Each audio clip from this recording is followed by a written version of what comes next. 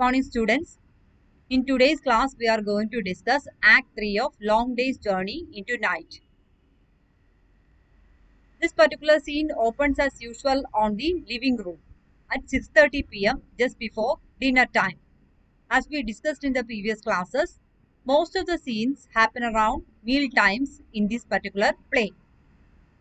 We can see that the play starts around breakfast time, then other major incidents happen around lunchtime. Now it is just before the dinner time. In this particular scene, we see Kathleen and Mary are having a light conversation among themselves.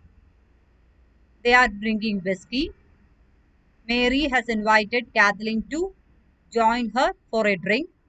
Kathleen is the housemaid.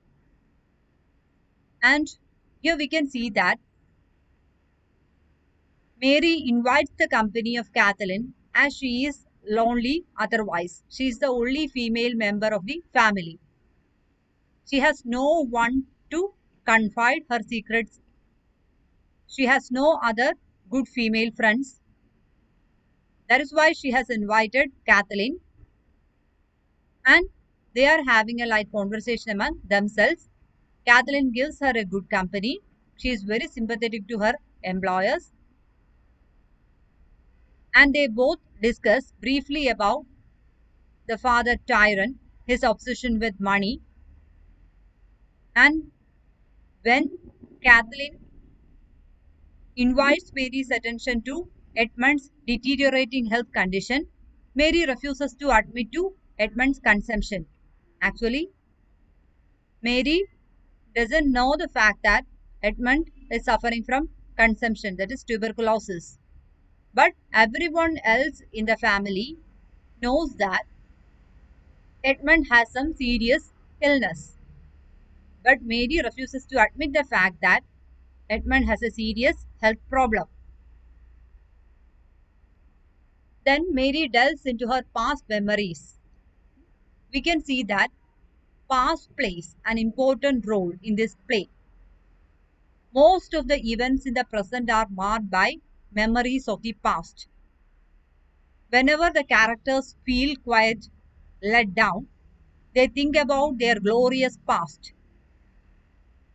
And Mary is one important character who is permanently dependent upon her past. She reminisces on her life as a pious Catholic schoolgirl, and she says that she never liked the theatre. Though she married Tyrone, who was an actor, she never liked theatre. Incidentally, she fell in love with Tyrone and married him, and she did not feel at home with the theatre crowd. Mary then brings up the subject of morphine, which we learn Kathleen gets for her from the local drugstore. But Kathleen is not aware of the fact that she has brought morphine for Mary. She is not aware of the fact that Mary is addicted to drugs. Kathleen tells her that when she went to the shop to buy this particular medicine, the owner of the shop questioned her and he was quite suspicious of her. This shows that Kathleen has no idea of what she was up to. She just brought the medicine on the prescription that Mary gave her. Then Mary again mentions about the dreams that she had in the past. She used to have two dreams. One to become a nun and the other to become a famous professional pianist. But then she married Tyrone and she had to forget all her dreams for the sake of her family. We can see that Mary is always blaming her husband Tyrone on whatever bad things happened in her life. This blame game is going on between different members of the family. They always find fault with each other and they blame others for whatever bad things happened in their life. Mary thinks that she was constantly unhappy in their marriage because of Tyrone. Tyrone never encouraged her to pursue her dreams. She wanted to become a nun, but then the Mother Superior asked her to think over again, and then she met Tyrone and married him. Then she also wanted to become a famous professional pianist. She could not follow that dream as well. Then Kathleen excuses herself to see about dinner. They have another servant there, Bridget. Kathleen supervises Bridget and she exits to see about dinner. And Mary slowly becomes bitter as she recalls more memories. Now she is alone and she recalls her past days. She thinks of her happiness before meeting Tyrone. And then she feels completely dejected and goes upstairs to get more drugs. But by that time, Edmund and Tyrone returns from town. The men are clearly drunk. And in fact, the elder son Jamie is still uptown seeing wars and drinking. Then Mary says that Jamie is a hopeless failure.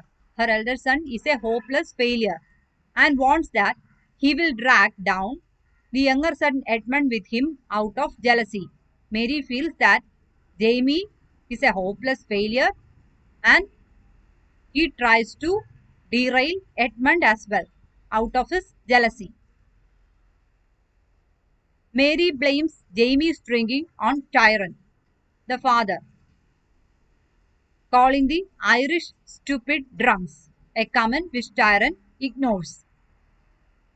Edmund then tells Mary that he has tuberculosis. He directly confronts his mother and tells her that he is suffering from tuberculosis. But Mary immediately begins discrediting Dr. Hardy. She says that she doesn't believe what Dr. Hardy says. Dr. Hardy is the cheap and inexpensive doctor that Tyrone is bent upon consulting. And Mary says that if it is Dr. Hardy's diagnosis, it won't be true. Edmund then reminds his mother that her own father died of tuberculosis. Then comments that it is difficult having a dauphin for a mother. So now Edmund insults his mother, calls her a dauphin. By this time, Kathleen announces dinner, but nobody is interested in dinner. The men are completely drunk, and Mary says that she is not hungry and she goes to bed.